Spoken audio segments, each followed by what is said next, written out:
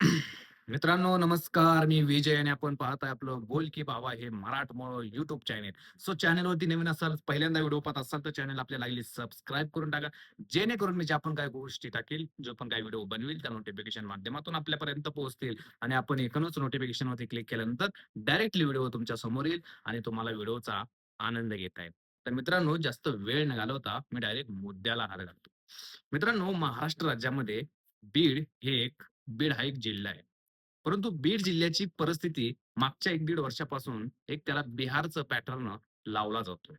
तर बिहार पॅटर्न हा IAS officer वगैरे अशा लोकांसाठी नव्हे, अशा सिस्टममधून नव्हे, तर बिहारमध्ये ज्या काही घटना घडतात, यूपी बिहारमध्ये जे काही दिवसाढवळ्या खून वगैरे घडतात, त्याचा संदर्भ देऊन बीडला बदनाम करण्यात आलं.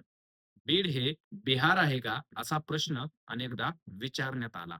आता हे सगळं समोर घडत असताना, या सगळ्या गोष्टींच्या क्लिअरिफिकेशन आपल्या समोर होत असताना, त्या ठिकाणी एक मोठं हत्याकांड घडलं.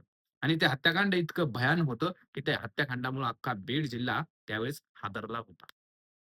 बीड जिल्ह्याची संपूर्ण जर परिस्थिती तुम्ही पाहिली, तर बीड जिल्ह्यामध्ये आतापर्यंत बीड जिल्ह्याला ऊस कामगारांचा जिल्हा, ऊसतोड कामगारांचा जिल्हा, त्यानंतर वारकऱ्यांचा जिल्हा अशा अनेक नावाने त्या ठिकाणी ओळखलं जात होतं.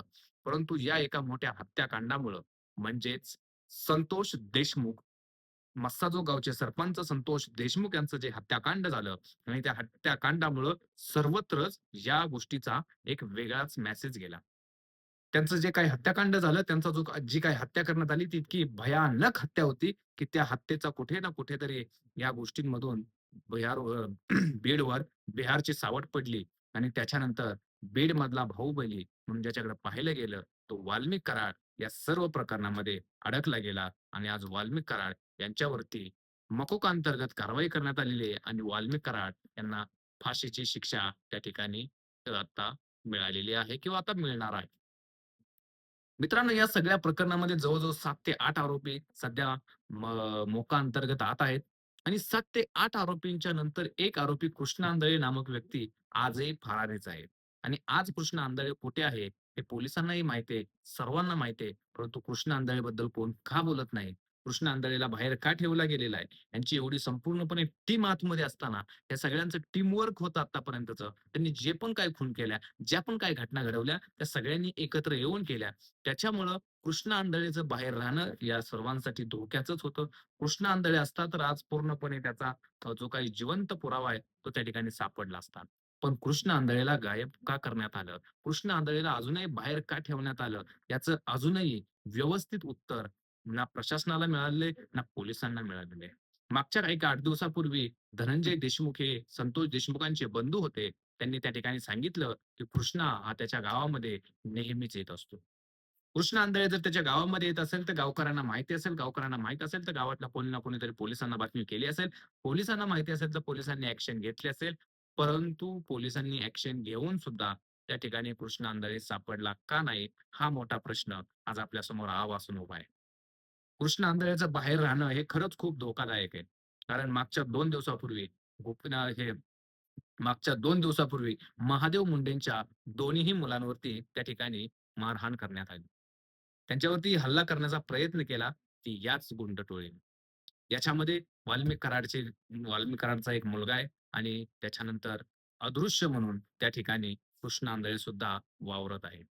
कृष्ण आंधळेला काही टास्क दिलेला आहे, काही काम दिलेलं आहे, की तू इतकंच करायचं, तू अशा-अशा पद्धतीनेच ह्या गोष्टी समोर आणायच्या किंवा असं-असं पद्धतीने तू समोर यायचं. जर कोणी आपल्याला इथून पुढे नडलं, तर त्या गोष्टी आपण सर्वांसमोर तुला घेऊन येता येतील अशाच पद्धतीने तू ते सगळं करायचं आणि यातून कृष्ण आंधळेचं पुढे येणं त्या ठिकाणी साहजिकच समोर दिसतंय. पण मित्रांनो, सगळ्यात पहिली गोष्ट म्हणजे तुमच्या लक्षात येते का, की कृष्ण आंधळेला कोणत्या राजकारण्याने बाहेर ठेवलेलं आहे? कोणत्या राजकारणाला कृष्ण आंधळेचा फायदा आहे? कृष्ण आंधळे बाहेर असणं आज कोणत्या राजकारण्यासाठी पॉसिबल आहे, हे तुम्हाला समजलं असेल एव्हाना. त्याच्यामुळे मित्रांनो, असे गुंड प्रवृत्तीची लोकं, गुंड ही लोकं, राजकारणी लोकं पाळत असतात, सोबत ठेवत असतात.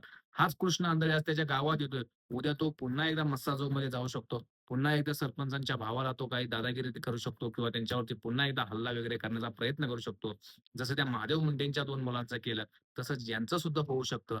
याला जबाबदार कोण?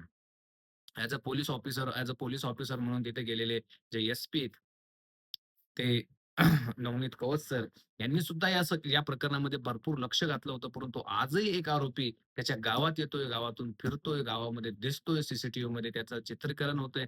सगळ्या गोष्टी समोर येत असताना सुद्धा पोलीस डिपार्टमेंट त्याच्यावरती कारवाई करताना दिसत नाही किंवा कुठल्याही प्रकारे ॲक्शन घेताना दिसत नाही. त्यामुळं याच्यावरती एकच संशय येतोय, तो म्हणजे याला कोणत्या राजकीय नेत्याचं अभय आहे. कोणत्या राजकीय नेत्याचं अभय असेल? तुम्हाला काय वाटतं? तुमची काय मत आहेत? ते कमेंट्स बॉक्समध्ये नक्की व्यक्त करा आणि असेच माहितीपूर्ण व्हिडिओ पाहण्यासाठी आपल्या चॅनेलला नक्की सबस्क्राईब करा. धन्यवाद मित्रहो. जय हिंद, जय महाराष्ट्र.